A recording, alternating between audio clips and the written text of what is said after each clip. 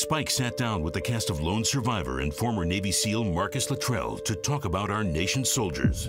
One of the sayings that we have, especially going through training, is like, look to the left, look to the right. In a little while, these guys aren't going to be here. They're going to wash out or whatever. And then once you get into the SEAL teams, it's the same statement, but it's changed a little bit. It goes, look to the left, look to the right, because one of these guys is going to be dead.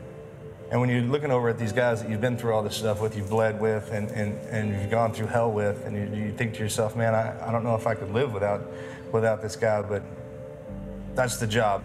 For the normal person to just realize they're not made of that stuff. Like I've read so much and heard so much, I just went, yeah, I'm not capable of that. I'm not that guy. I'm not that guy.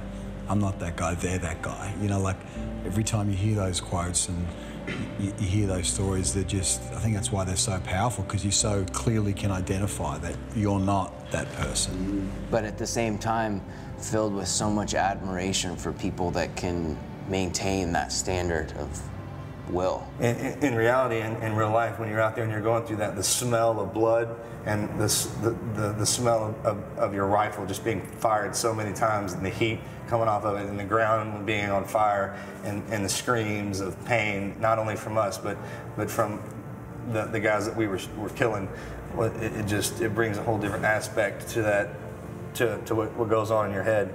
It's a man's man kind of thing. These guys don't need to talk. They don't need to tell you they're SEALs. They don't go around showboating, and they get the job done and they go home.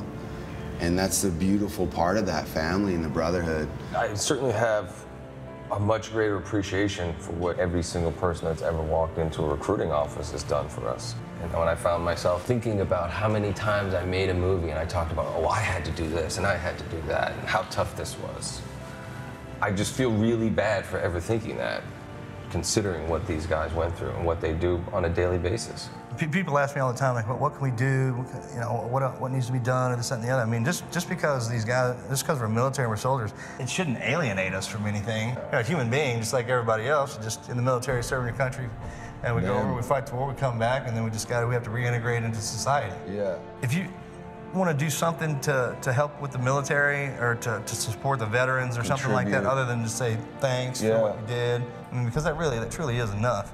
I would say just treat them like you treat an everyday person. Treat them like a human being, because that's what they are. You know, they just put in a situation that most people don't expect to get into. That's somebody's son, that's somebody's brother, and everybody can relate to that, regardless if you serve in the military or not.